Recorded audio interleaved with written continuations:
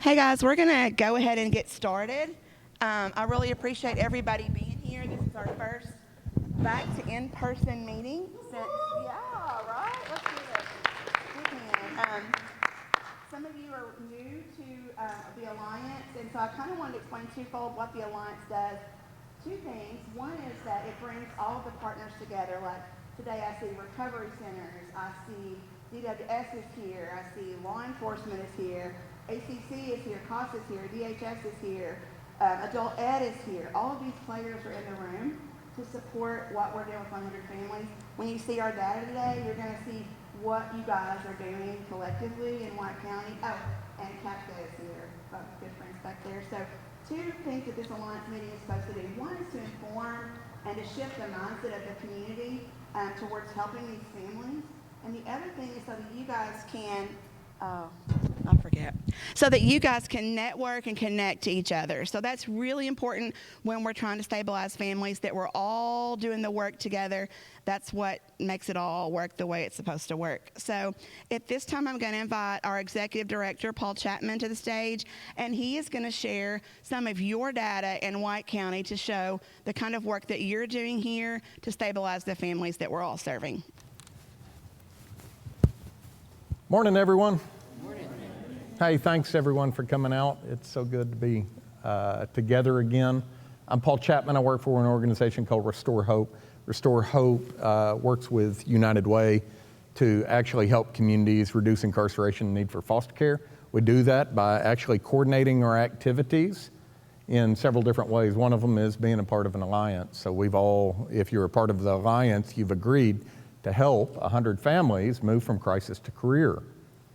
And then we use the same system so that we can communicate, and then we also introduce you to other services and great folks in the community. And so I want to run through some of this data.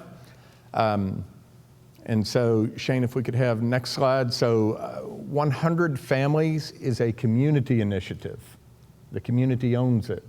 And the community has agreed to help 100 families at a time move from crisis to career, which is why it's important that we in an alliance, there's not one organization here, there's not two organizations here that could get that done, right? And so we do that by engaging community partners.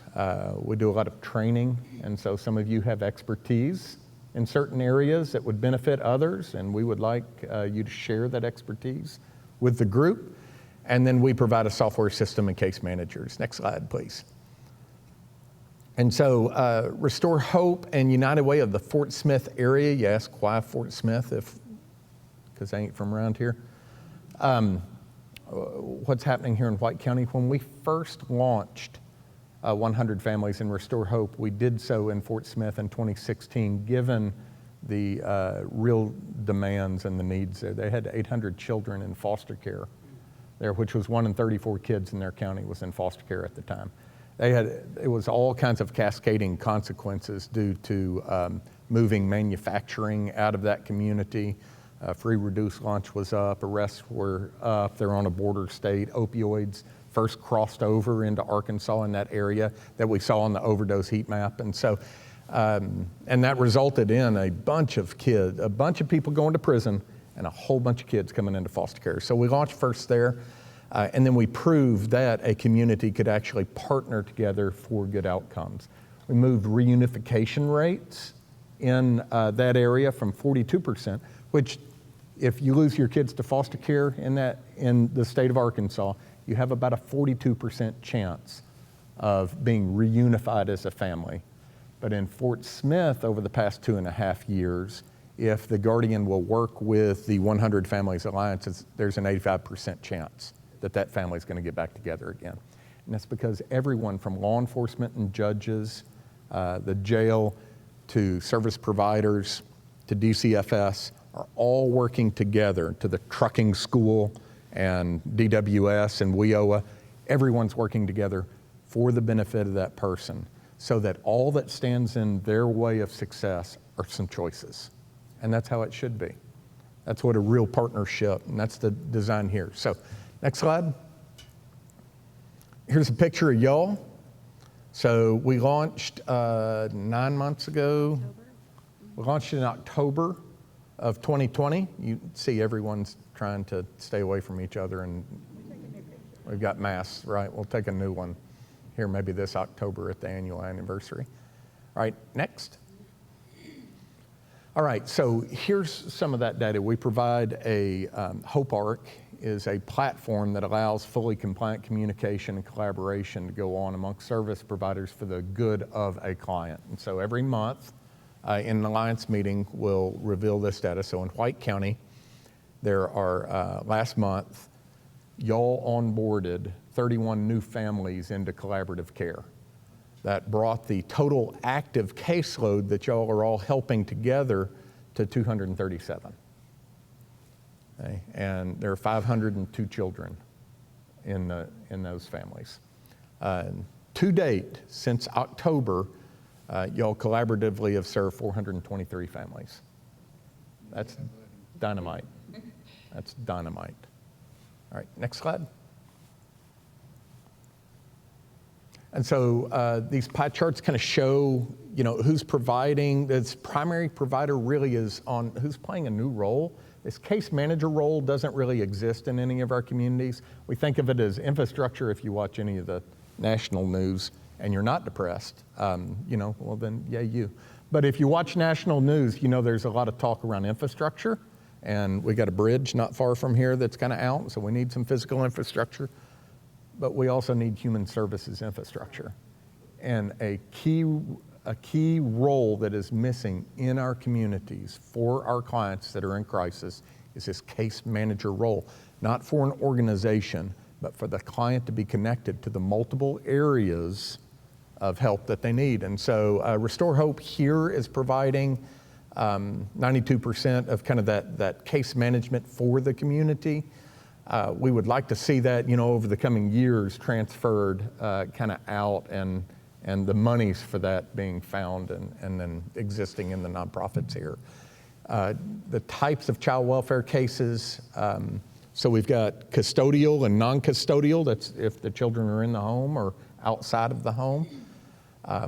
You can see kind of the breakdowns here, and all these slides will be available to you if you're interested in that. So I see some of you taking pictures of them, but you can have the real deal. Just ask Dana for them. And then referral types, about 35% of all the clients are coming from court. Right now we've got rehabs and DCFS, and so we've kind of broken that down. Next one, Shane.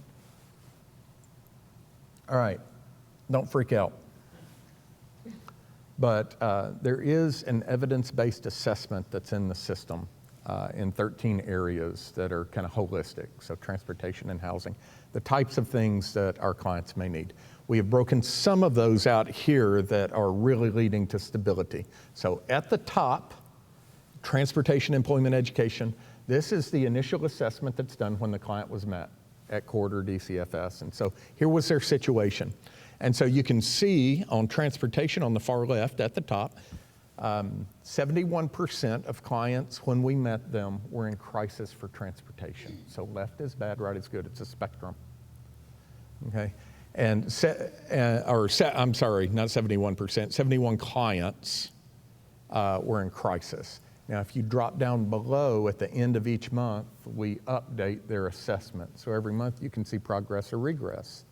Right? That helps us as a team figure out what the client needs and did we satisfy it and where gaps might exist. So 71 clients were in crisis for transportation. You drop down, we were able to help several, and only 54 are in crisis. Some of those clients could have just come on new last month. Some of them maybe it's a persistent deal, their driver's license is suspended or they don't have a vehicle at all. We do want to point out, especially today, since we've got a great panel to talk about addiction and recovery, is if you look in the middle there where the arrows are, up top we had, when met, 68 clients and were in crisis, and 90 were severely at risk in recovery. And then look at how we moved the folks. So what we want to see by our work is we move individuals to the right of the spectrum in all of these areas. Right? And so we're having an impact, especially in the thriving areas. You see 74 and 69 are the number of clients that are doing well. They seem to be sober, they're in recovery, they're getting the treatment that they need, they've gone a long time without relapse. Right? And so that's what we want to see, and I imagine that has a lot to do with the people here on this stage that we're going to hear from soon. All right, next slide, Shane. So some notables, 56 parents stabilized in their recovery, 30 parents obtained GEDs, adult ed people representing here in the House. 27 families obtained safe and affordable housing, and 25 parents became employed full-time. I expect to see this go up through the summer now that we've had some changes to the unemployment deal. So I think full-time employment, and especially if we can get child care worked out too. And then with schools going full-time this fall, it's been a tough time for our clients here with the pandemic. Food crisis eliminated for 36 families, and 29 families were able to get out of their legal crisis. Good job, White County. Is that it, Shane? We have one more? Yep, that's it.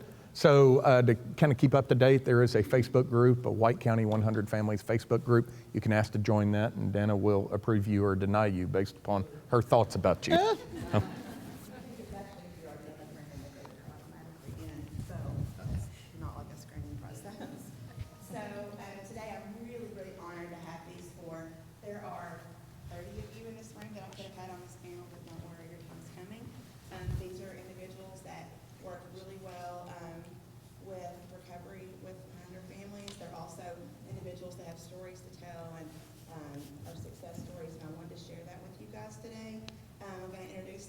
Kelly McHughes is the peer recovery specialist for the Searcy Police Department. There were several grants that were offered last year, and White County received one of those, and Kelly is housed at the Searcy Police Department. She is in long-term recovery. She's been recovering from a 20-year addiction since July of 2018. She wants to plant seeds of hope that people can and do recover. You say it all the time. Her unique experience has given her an opportunity to share her strength and hope. She wants to advocate for those that are in jail and work with law enforcement to break the stigma and prove that cops and robbers can work together to save lives, to make a difference. So, Kelly McHughes. Dane Dillard works really hard with our clients at R-Care. He's a peer recovery coach there at R-Care. He's a certified peer recovery specialist. He's a counselor in training, and he has worked in the treatment field since 2017. He's a recovery advocate and says that he is in long-term recovery himself. Dane Dillard. Brandon McMurphy is a recovering heroin addict born and raised in Annapolis, Maryland. He's been clean and sober since March of 2018. He's a new resident of Searcy, and he works for Eaton Hydraulics as a high-pressure test operator, whatever that is, Brandon. I'm not through. He is currently in school at ASU and will have his associate's degree in engineering design by the end of the year, and then will continue his education. He and his wife, Patricia, are expecting their first baby at the end of the year. So, yeah. And Kayla, I had Kayla Cox written down, but now she's Kayla Griffin. She is a recovering addict with 4 years clean. She has 2 children that were adopted out in 2018, and she's expecting her 3rd child this year with her husband, Byron Griffin. She was a child of addicted parents and was raised in a broken home. She was entered into Daughters of the Other Side in 2018, completed phases 1 and 2 there. And then as she phased out, she started working on the staff. And now she's the phase 1 and phase 2 coordinator for Daughters of the Other Side that we all know as DOTS. So, Kayla Griffin. Currently, as you saw, we have 147 of our 240 families that are at risk or connected to recovery services through 100 families, which I think is an astronomical number.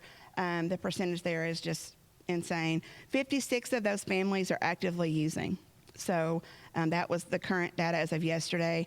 I did ask DCFS for some data, and in 2020, 68 children were placed in foster care. Out of those 68, 43 of those removals were due to substance abuse. That's a 63% removal rate for substance abuse in White County. So it is obviously an issue that we have got to continue to work on. We do a really good job in White County. We can have a client come in, we do an assessment, we realize that they're at risk. They're either actively using or they're at risk to relapse. We have a myriad of resources from inpatient to outpatient to MAT services. I mean, all kinds of resources in White County. We're really, really blessed here. So thankful for that. So I picked these 4 because they have amazing stories, and I know they love to share their stories so that they can help improve the lives of others. Okay, Kelly, you're first. In your role as a peer recovery specialist for the police department, you see what is happening firsthand in our community. What is the primary drug of choice in White County, and who do you see it affect when you're out with the people? And how do you receive the initial call to help someone?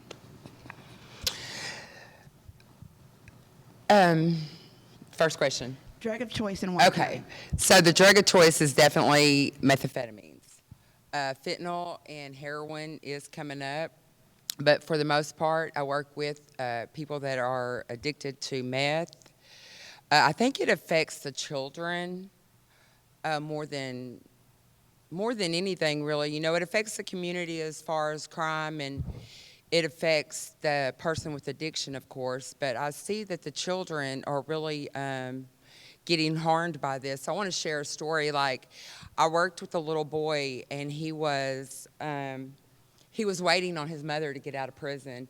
He was writing her all kind of letters, and he was so excited, you know, and like, she never made it home. As soon as she walked out the doors, she was off and running again. And so, like, I might cry. To see him so disappointed and shattered, you know, he had a very hard time after that. Like, I want to help the parents. I want to help the parents not leave the children. Like, I want to give the children a sense of normalcy that they have, you know, that they see growing up. And a lot of children are not seeing that these days. Like, they are seeing the addicted parents. They are seeing the lifestyle.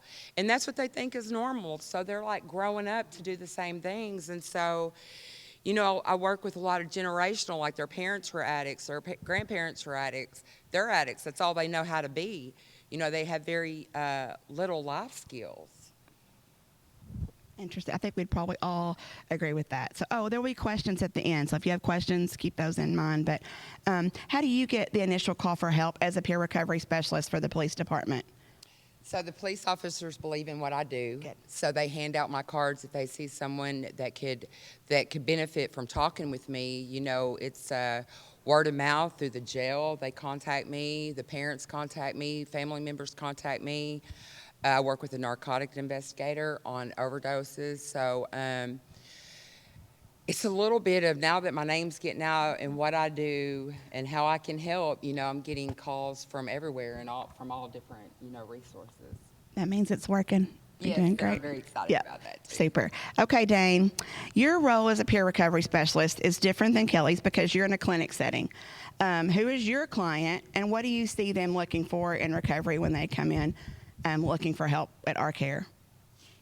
Okay, so my client usually, as of late, has been coming from a referral from the 100 Families Restore Hope program, which is amazing. I mean, you know, the numbers, the data is starting to prove what we thought back in October. Get the word out, let people know these things are going to take place kind of naturally. A lot of them, like Kelly mentioned, generational drug use. I was blown away within the first couple of months of being employed at our care at just how many people that I was encountering. Young girl using with her mother who also used with her grandmother. Young boy who used with his father who also used with his grandfather. So it's like somehow or another this cycle over the last 30 to 35 years has perpetuated itself and gotten stronger. So we have dysfunction, trauma, abuse, all of these things. That's what when I get them, they really don't know what to expect. They hear about this thing, recovery. They hear about this thing, hope. But to them, it's almost outside the scope of their comprehension until we can get them in, set them down, and explain to them there's something more. You've just never seen it before.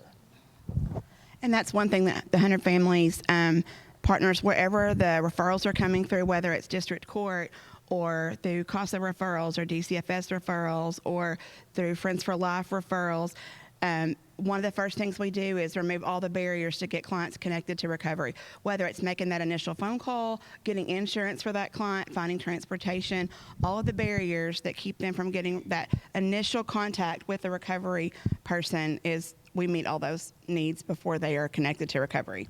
Okay, Brandon, you're fairly new to White County. Yeah. So, yeah, it's a different perspective. I feel like that's why I've loved talking to you over the last few months and kind of getting to know you. I value your opinion because I think we have a lot to learn from Annapolis, Maryland. What are some things that your former recovery community did that helped you be successful in your recovery? And what can we learn, positive and negative, from that community? Well, okay. So I was, I sat up the other night thinking about these questions, and I was having a hard time coming up with a lot of things, just because the difference from being in the city in Annapolis and close to Baltimore, coming to White County, which is a lot different, and so I love it out here, by the way. So I went ahead and messaged an old buddy of mine. His name is Wes Adams. He's the state's district attorney of Maryland, the same district attorney who put me in jail, who I'm friends with today. And so I asked him, I gave him these questions, and he told me that, and once I realized this is definitely what helped.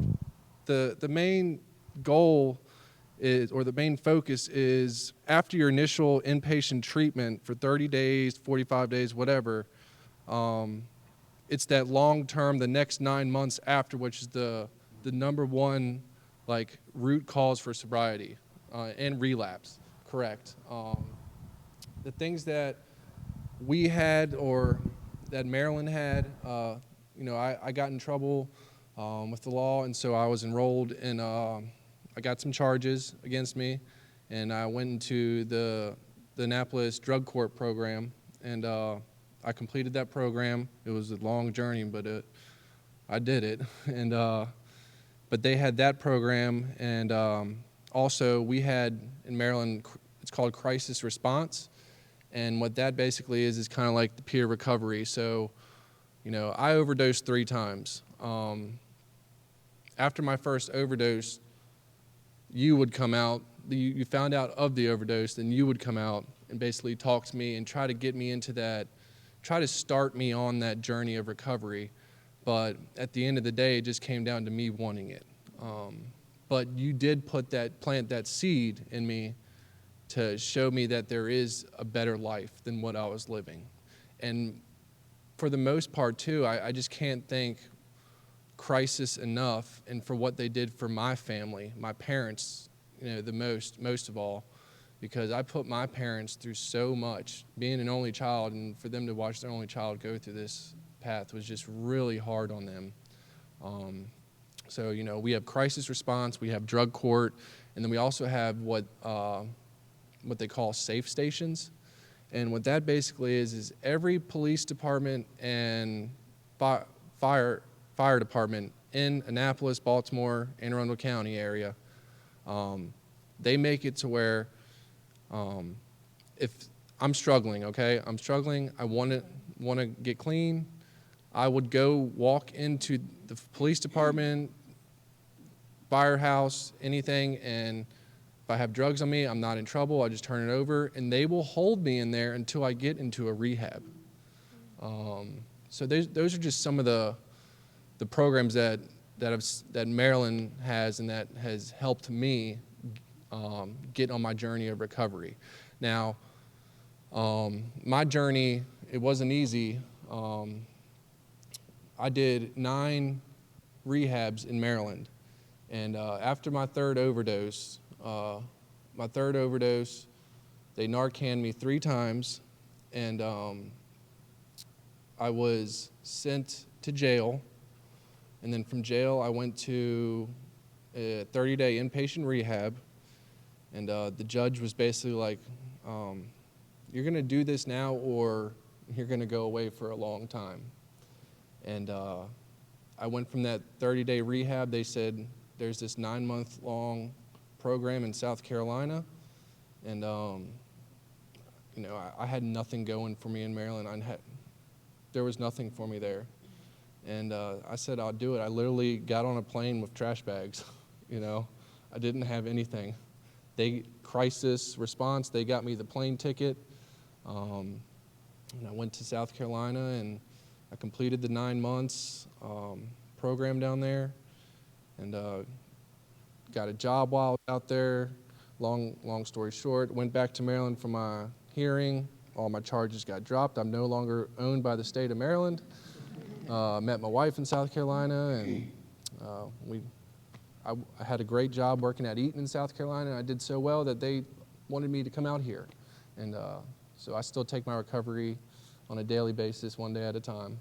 Well, I've really loved getting to know Brandon and hearing his story. And I think the first night I met him, he was like, he just told a little bit of his story, and I'm like, this is a guy I want to get to know. Yeah, I'm not shy about it.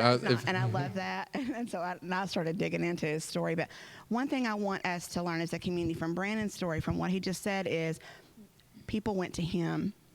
But he did say he had to be ready. How many times did people go to him, but they never gave up? They kept connecting, and when the time was right and when he was ready, the recovery services were there. So that's important with 100 Families and with all that you do, is to know that we go to where they are, wherever they are in crisis. That's where we are. We're not waiting for them to come to us. That's a mindset shift that has to happen for this to all work, is that we can't just sit around and wait for them to come to us. The obstacles are too great.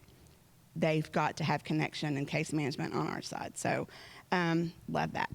I'm going to be using you. I'm going to be dragging you out into the community to share what you Absolutely. know and to get some of these things that are initiatives that are not happening here. So, okay, Kayla.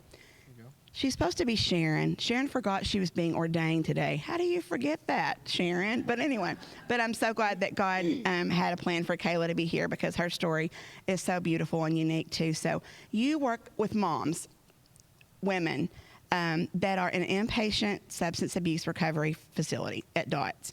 What is the biggest obstacle to a parent who is wanting to connect to recovery, and what hinders their success? Okay, I can go a couple different places with this. So for the parents are also traumatized because of their child and what the child has done with their addiction. And so also, so we provide an opportunity for the parents. We have chapel every Saturday, but what our program offers, we're a faith-based recovery program. And so we believe that Jesus Christ is the answer. And so I think it's interesting that they all said generational.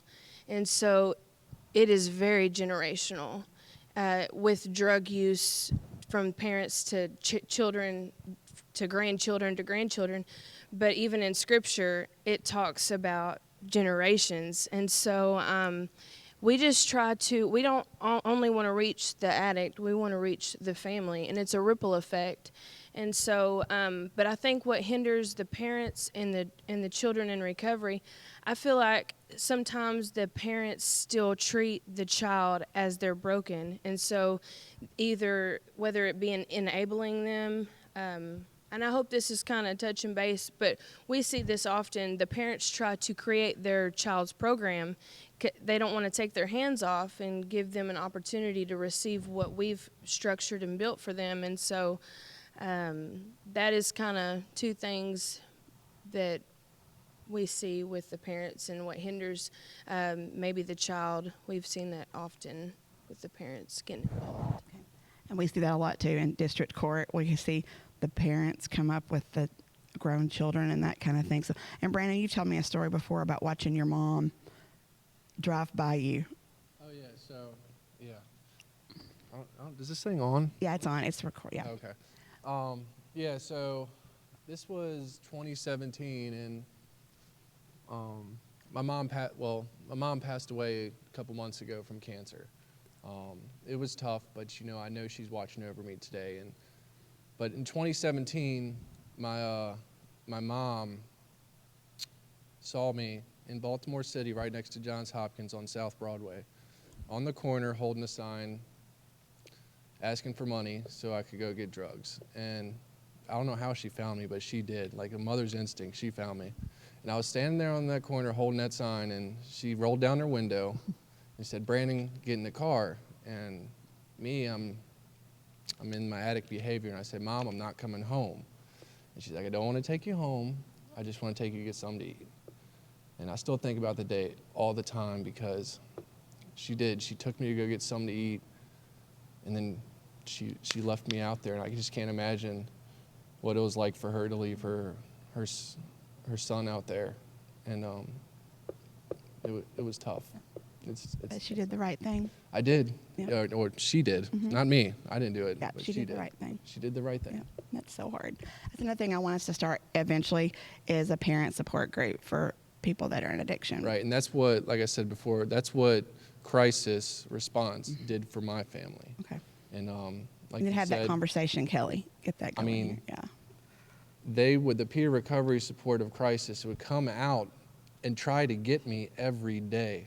They were consistent. They wouldn't give up. But they, like I said, they planted that seed for me. They wanted it for me, but until I wanted it, Couldn't happen. Thank you. Okay, Kelly, back to you. The number of people that are living addicted in White County is not a surprise to any of us. We all know that it's there. Can you tell us, because I call this you're on the streets. Kelly, you're on the streets. You're out in the community. How is it impacting our community as a whole? So anytime something is disrupting the judicial system, the police department, people are out robbing people, doing different stuff, and like it's nothing personal, but like it affects the community. It affects everyone. So with getting everyone involved, like I think we can, help change some of that. So that's what I'm looking forward to. Like it affects everyone in the community, and everyone in the community is going to have to help fix it as well. It's a community problem. Right. Whether we want to admit that or not, it affects everybody. We all have a new sense of kind of fear and dread in us over the last couple of years. And so I know it's affected crime rates and those kind of things. I wasn't able to get those, but so I know that it does affect us as a whole. So, okay, Dane, what are the obstacles that you see your clients who are stabilizing, they've been in recovery for a little while, what are the obstacles that they are trying to overcome to gain good employment and to keep that? And why is it so hard for someone who is actively trying to recover to maintain stable employment? Okay, so first off, it was up there on one of the graphics. One of the biggest things that we see with the people that I have coming in, that my treatment team works with, transportation, obviously. Transportation is a huge barrier in this county. We got a whole bunch of folks that are out there driving that are on suspension, no insurance, but if they don't, there's no other alternative for them. Okay, so the ways and means to get to a job. A lot of these folks don't have any idea how to go even and apply for a job. Okay, there's an inability to fill out an application. There's a lack of knowledge on how to access the digital platforms that you can fill out applications on. So it's like, I want a job, I can't find one. Okay, well, what are you doing? Well, I go and I ask for them, but a lot of these companies don't offer paper applications anymore. So that's one of the barriers that we see with employment. I want to go ahead and, if you don't mind, I want to jump on to something that you had asked Kelly. Here in White County, I've been here since 2007, and my descent was, it took place here, and I've fallen in love with this community. I'm originally from Oklahoma, northeastern Oklahoma, and when she first started speaking about the little boy, she in essence told my story. I have one of my accountability brothers, one of my best friends in the audience today, and I've shared this with him, and it was a byproduct of what I learned through therapy. The abandonment issue that I had with my mother scarred me. I don't blame my actions later on in life on that, but I was so affected and it was so deeply rooted that it's almost like I was destined to go down that road. Okay? So here in White County, we have this perception that right here on the surface, and I'm not trying to be judgmental, but right here on the surface, everything looks beautiful around here. Everything looks functional. Everybody looks to be happy and fulfilled, but right underneath that surface, we have one of the biggest pathways for fentanyl and cartel drugs being transported through this area on its way to Memphis. We've got human trafficking involved in this area. We see some really, really tragic things in this area, and it's right under the surface, and it is a community problem. It may not have touched you yet. It may not have affected you yet, but it is alive and well, and it's right here in Searcy. And we need to come together as a community to stop this madness. The only way that we're going to be able to do that is to start loving some folks, be more inclusive of how we look at everyday life.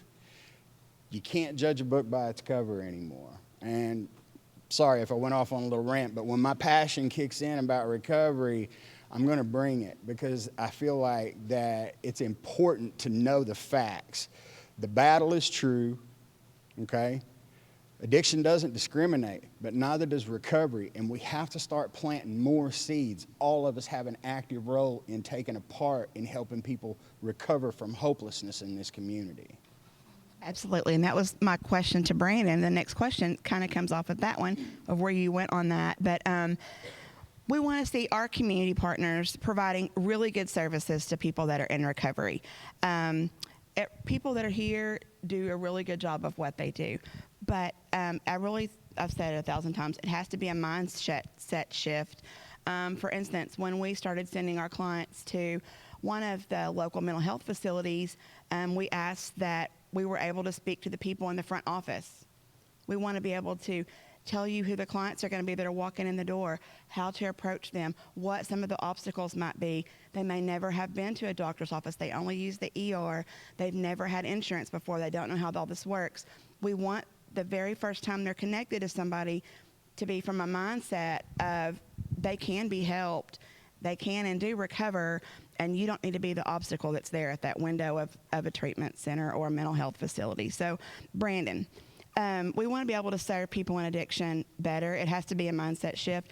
What advice can you offer these partners, and what do you wish they really could grasp and know about someone who's trying to get recovery, trying to be in recovery? Ooh.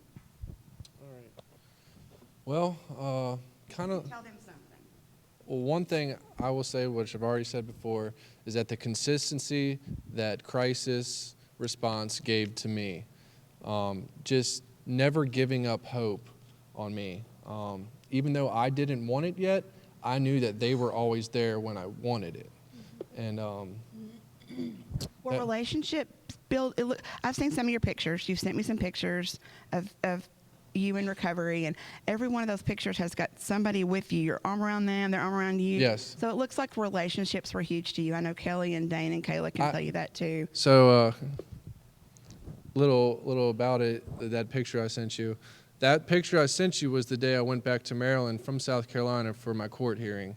My wife, Patricia, was with me, and in that picture was bigger than what I sent you. I had a huge support group behind me. I had the district attorney, I had the judge, I had the crisis response, I had a pastor with me. All those people played a huge role in my recovery, and they were my support. My pastor would come visit me every week when I was in jail, along with crisis response, and they just never gave up hope on me. They knew I had it inside of me. They did, but I just needed to find it myself. If we can just walk alongside people that are in recovery, we get so frustrated. I know I could say, oh my goodness, because every day you think you're trucking along with clients and they're doing really well, and then one of my case managers will walk in and she's like, can I shut the door? And they'll say, you won't believe what's happened. And so they tell me somebody that yesterday we thought was really being successful has had a setback. And so, and then what do? We just reset, truck on, find the new connection if that's what needs to happen, and continue to connect and support and advocate for those clients. And so, Real quick, let me just say this because you said setback, and I remember what the district attorney, Wes Adams, told me, and he still says it to this day. He said, Brandon, all this is a minor setback for a major comeback. I love that. And it truly was. I love that. We got to remember that. We got to remember that one. Okay, Kayla, your facility is different than what these others do. It's a nonprofit, faith-based facility. In what ways do you feel like you are effective, like the other faith-based programs? Why do you feel like it's a more effective than other facilities, and how does your faith play a role in your recovery? Okay, first off, so as a recovering addict, when I've went through, so to speak, a secular program, done the 30-day at Wilbert E. Mills, and I relapsed within 2 days. Actually got kicked out. But long story short, when I went to the faith-based recovery home the first time, I was at a place where I much less didn't even have clothes to go on my back, much less an entry fee or Medicaid. You know, when we're in addiction, that is, the priorities of life are not there. So my main priority was my next use. And so, and then to flip over to, so first off, we're a faith-based recovery home, and most of your profit recovery homes are not faith-based. And so for me personally, I needed something that was bigger than me. And so when I went through a couple secular programs, they were teaching me about tobacco and how bad tobacco, not knocking on it. So it works for some people, but I had an inside job that was a major priority for me. And so we're more than just a recovery home, we're a discipleship program. And so I've just listened to you guys and how you say sowing seeds. You know, 1 can chase 1,000, 2 can chase 10,000. And so there's so much spiritual law. I mean, I'm a firm believer in Jesus Christ, and I believe that he has set me free. And so I am not ashamed to tell my story, because I remember the day that I surrendered my life to him, and the anointing broke the bondage. And it was something that I couldn't do in myself. It's something a counselor couldn't coach me to. It was a heart position. And so I'm very passionate about getting the boots on the ground, running hard. You know, we are the answer. We have the answer. And so whatever that looks like, there's different ways to incorporate those answers.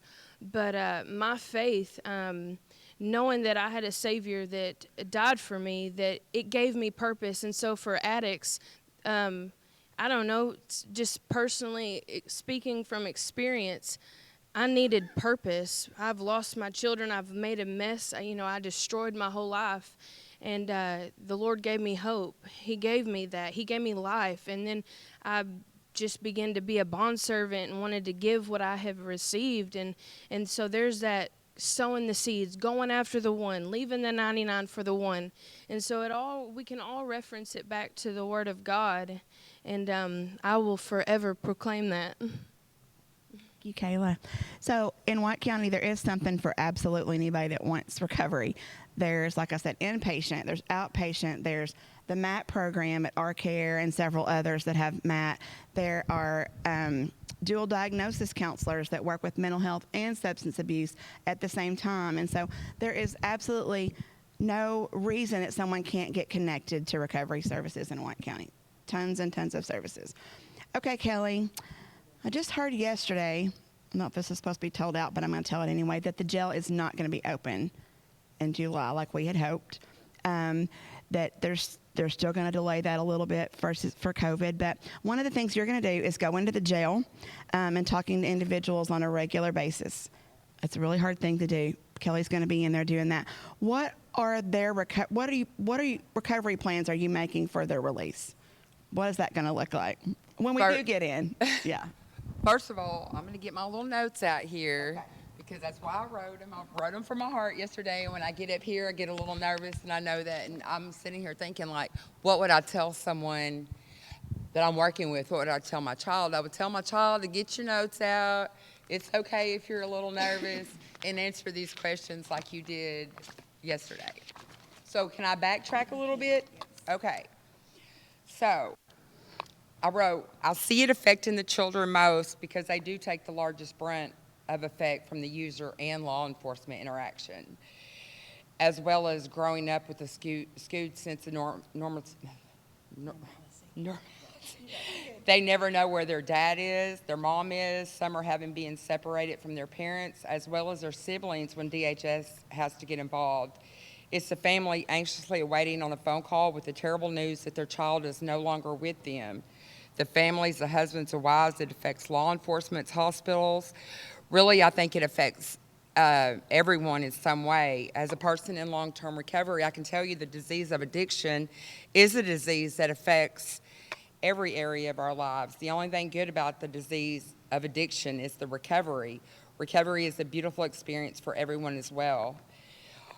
A large amount of crimes around drug use, and that generally upsets society. It makes people mad at the user, who a lot of times hasn't meant anything personal against a victim. That makes it harder to seek help and receive help if there is a hugely negative mindset about users.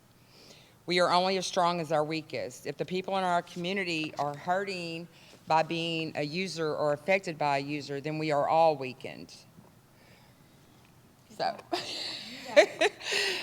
Great. Thank you. No I put a lot of work in this. You When I got here, did. I'm like, I don't want to read it now because, you know. You're going to get better and better. I have no doubt.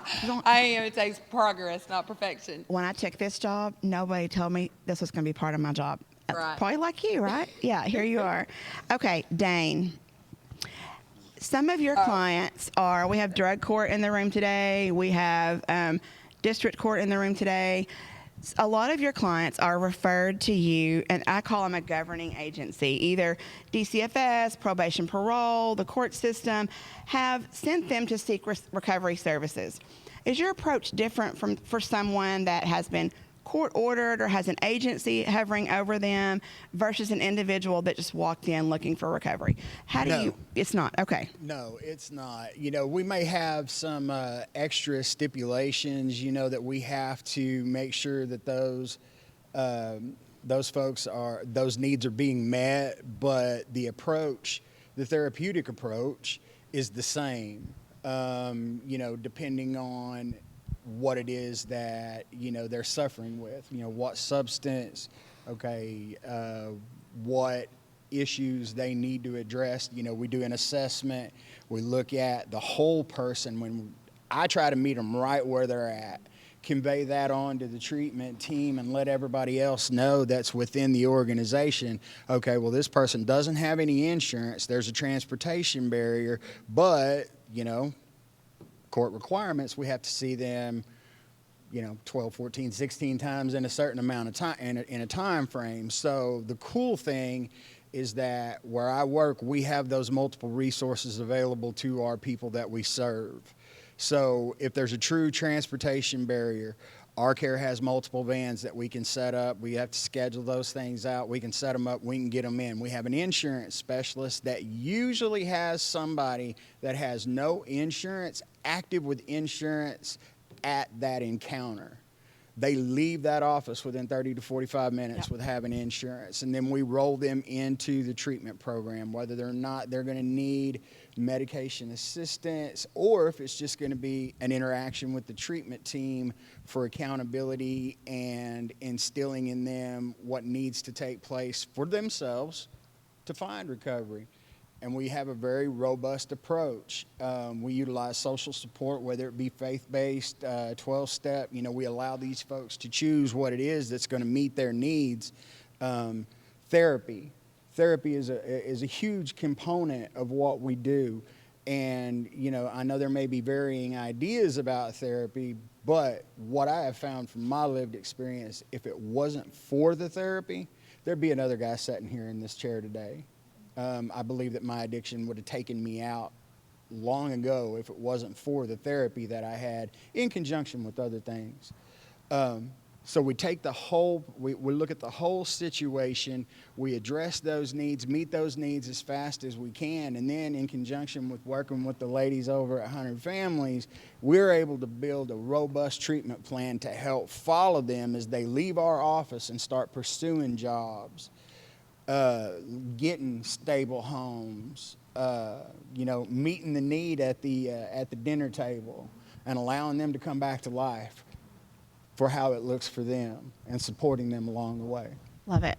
And I love that every single one of you, when I asked for your bio, every single one without fail said, I'm a person in long-term recovery. You said it differently, but every one of you was like, I'm still working on it. I'm still working on it. It's going to be a lifelong thing.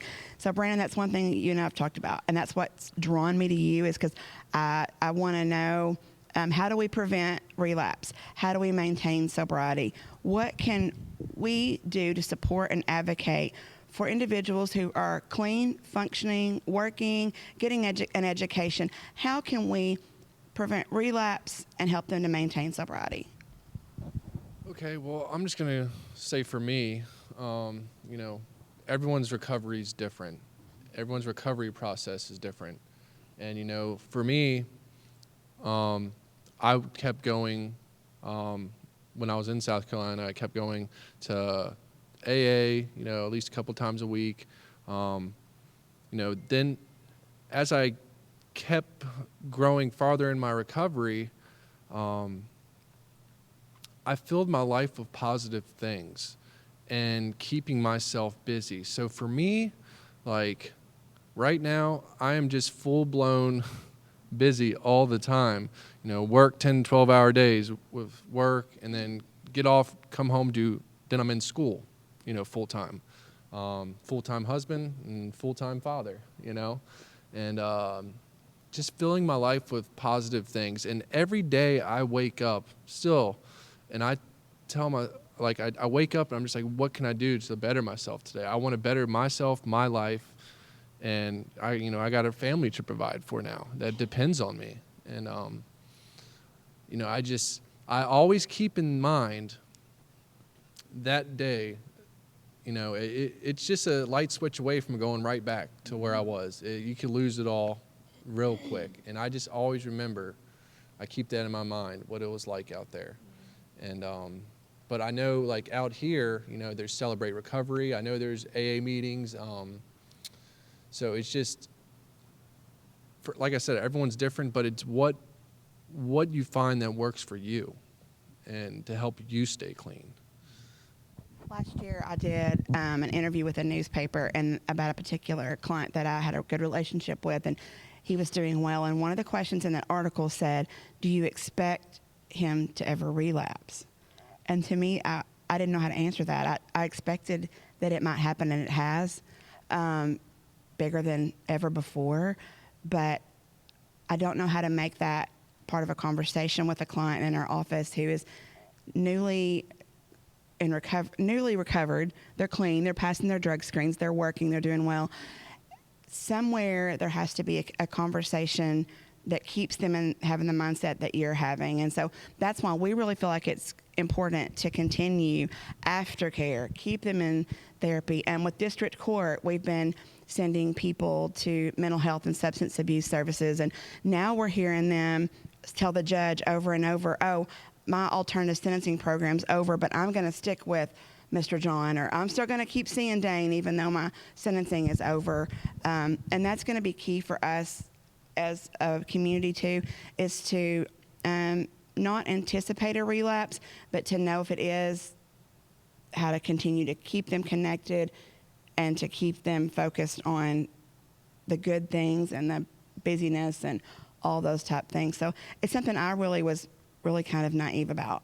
The disappointment that came over and over with relapses that happen. And so that's something I want to build on as a community to continue to support so that we're not having those relapses that happen. Yeah. It's after that 30-day inpatient, 45, however long you're in there, it's that 9 months after Yeah. that really, sets the goal for long-term recovery. And The work You know, doesn't stop for no, us. it doesn't. It should become more intense, and And so, like, a little, like, for my story too, growing up in the city of Annapolis and Baltimore, and once I was told that, after I got out of this rehab for the third time, my plan was to just go, okay, I'm going to go right back to a recovery house, and I got this. But obviously that didn't work in the past. I just kept getting oil changes and going right back out.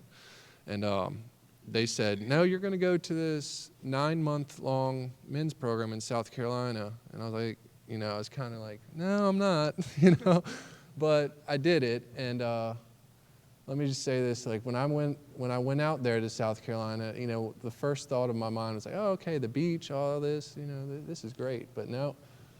And I land, and I was like, Greenville, South Carolina, and I'm like, this ain't so bad. No, where we're going is an hour and a half away. And we get out there, and we pull up to this place, and it's just a farmland, and, like, I was like, oh, no, flies everywhere, and this can't be good. But, I will say it was the best thing for me, because when I got there, they gave me the Bible, and they gave me the AA book. And they strip you down from everything. I mean, you start with nothing, and I will say I was really able to find myself out there. And that 9 months, it just taught me to become a man again.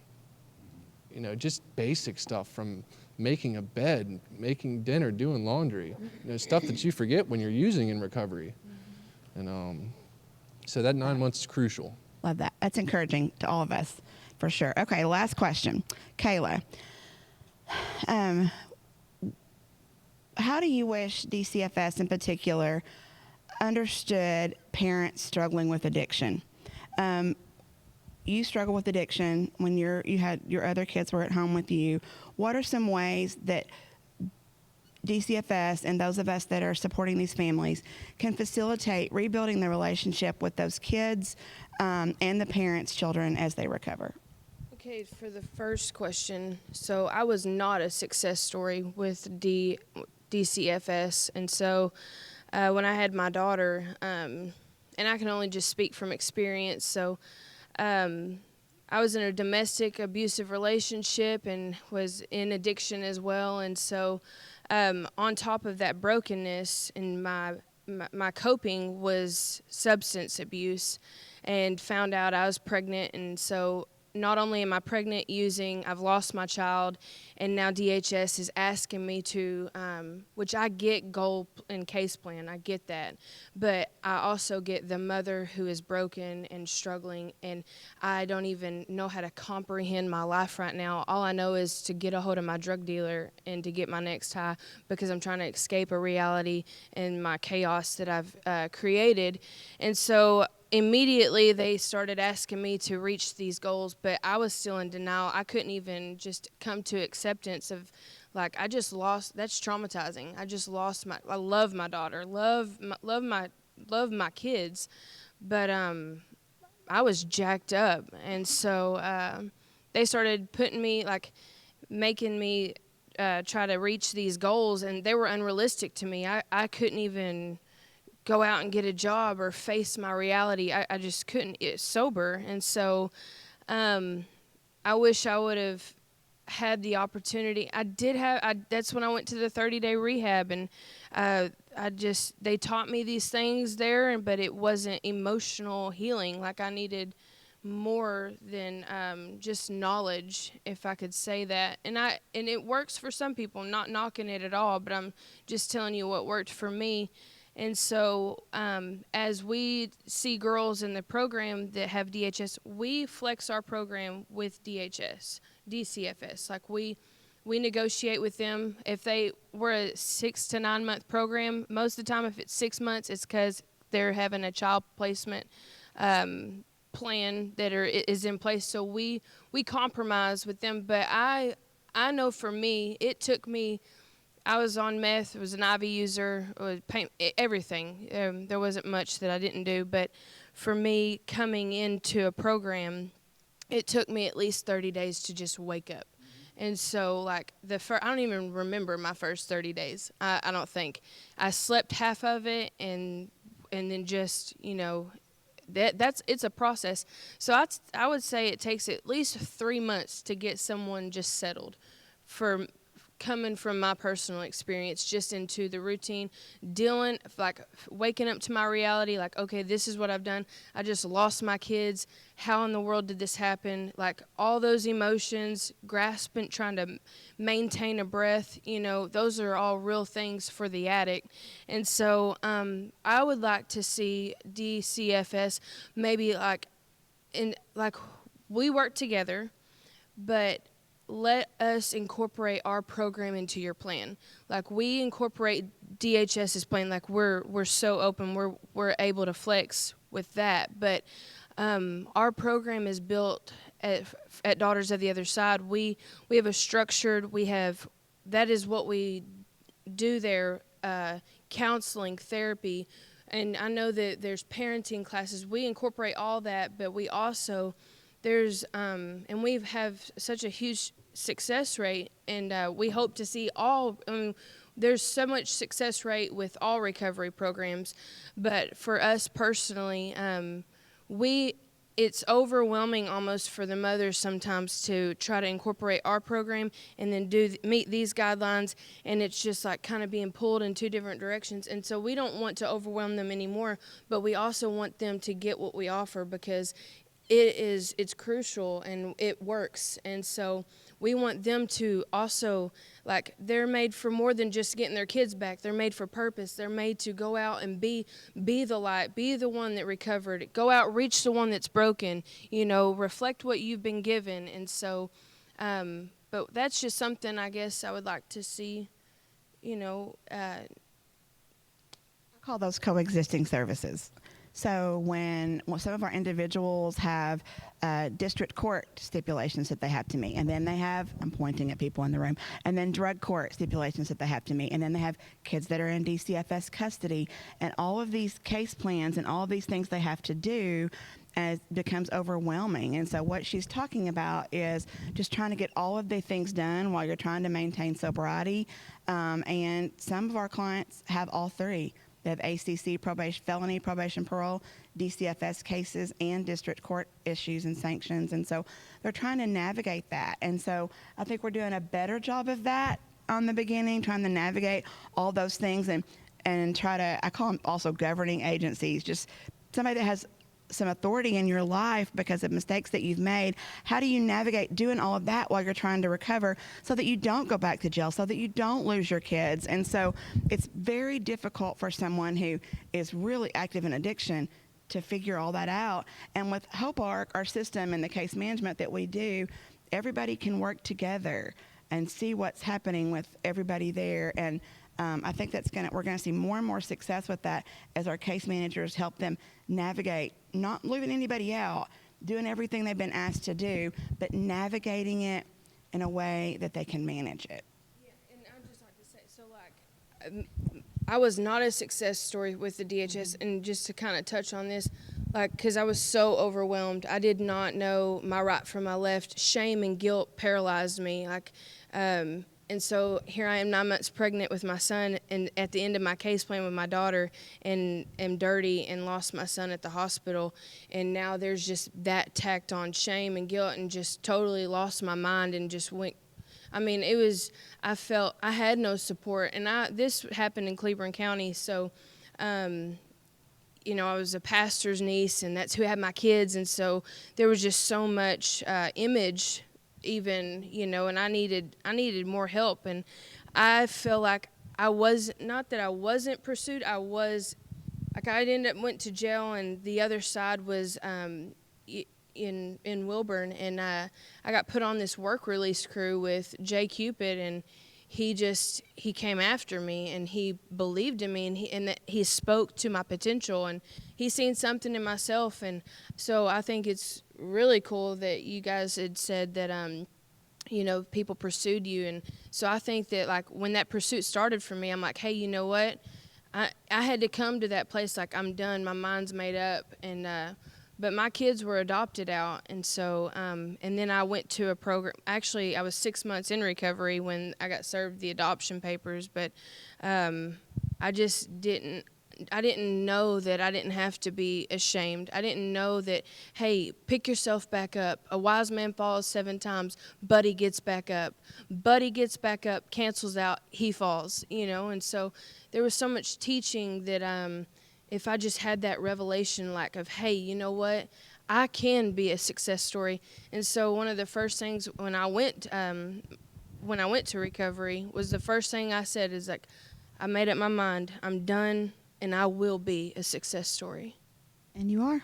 I see you all the time say your promises are being fulfilled with this baby that's coming. I know you're anxiously awaiting that. So does anybody have any questions for these guys as we wrap up? Jennifer, how are we going to do that? Do you mind coming up here? I know that's like... I don't want to come up. One of the things that I'd love to hear y'all say is, as a community, one of the things that I love to hear y'all say is as a community, we always hear the phrase generational poverty, and people understand that, but we don't understand generational addiction. And how do we work with those children and those families to get that intervention at such a young age, to get them started to help break that cycle? You know, that's one of the things that was a phrase I was really surprised to hear today. It does make sense, but I've never really had it put in those exact terms. We also see a lot of generational foster care. One of the kids I had in foster care, her case manager was her mother's case manager. So we also see a lot of that. So any one of you want to address that? Okay. I feel like, you know, a lot of kids are children of addicts. Like, although my parents weren't addicts at the age of 14, I became addicted to drugs, men, alcohol, anything that changed the way I felt. And so I didn't learn a lot of life skills. You know, at that age, I just like stopped. That was my thing. I wouldn't listen to nobody. I knew everything. And as I, you know, stayed in the drug world, like I knew how to live like that, but I didn't have a lot of life skills. And, you know, I'm thinking like the addicts that are raising addicts, they don't have any life skills. So they're not being able to teach their children life skills. And so, you know, what do you do when you can't function in public, or you don't know how to go to bed? Your parents aren't sending you to school every day, you know, and you're just not getting what you need as a child. And so, you know, it's hard for addicts to recover, feel like they're worthy. You know, just like me being up here, like I never thought that I would be sitting here, and I was on Paul's show. And, you know, it's experiences that you go through, that you learn from, that you need in your life. Like, you know, at one time I didn't know how to deal with stress. And like you asked me about the jails earlier, like I do want to bring in life skills to them. I want them to be able to come out and be able to get a job and know how to do an interview and know how to sit, know how to talk. You know, because we don't know how to do things like that. And so I was talking to a mother of a peer I'm working with, and she's like, you know what, Kelly? Even when she gets out, she's going to have to learn how to live again. She don't know how to do a checkbook. She don't know how to, you know, be a parent. And it made me realize, like, you know, I still don't know how to do all that. You know, I don't think there's a picture-perfect way of being a parent. But I think as parents, you know, we do need to make sure that our children get life skills. And so I would like to help with the community, help with the recovering addicts and the life skills, take other recovering addicts in the jails that have been to jail and let them know if they learned, how they got out, how they started to live life. You know, I do a 12-step program too, and for like me to walk in there, be with other people like me, that I always hear something that I need to hear. I always hear a different way to do something that benefits me, you know, and in learning a new way to live. You know, I'm not ashamed of my addiction. Like, it is one of my best, it has turned out to be one of my best assets in life. Like, if I wouldn't have gone through addiction, I wouldn't be where I'm at today. I wouldn't have learned what I've learned, and I wouldn't be able to help other addicts. And so, like, that is my passion, and I just think a lot of it boils down to life skills, you know, at early ages. Yeah, we see a lot of our clients. We've gone to Clarity before and had to sit and help a patient fill out just a basic form, and his mom had stuck his medications in a sticky note in his back pocket. He didn't even know what his medications were, a 30-year-old man. And so those life skills that we're having to just teach them through and train them through, we're open to any resources that we can offer to our families. So any other questions real quick? Regina, you have to come. Do you mind coming up here? I know you don't mind. The stairs are over there, yeah. This looks like a stair, but it's not. Don't ask me how I know. It used to be the stairs. I heard you mention something about a dual diagnosis. Okay. So I was wondering where that was. Okay, so a dual diagnosis provider is someone who addresses mental health and substance abuse at the same time. We have one of those in White County, and that is at Clarity, John Martinez.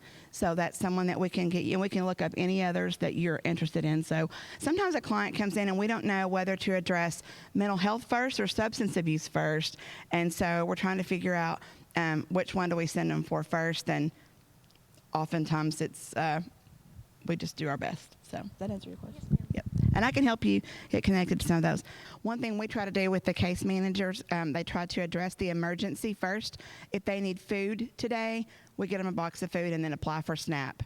If they need housing today, oh my goodness, they're in trouble. I'll just be honest. They need housing today, they're in trouble. But we try to find a place that they can be safe tonight.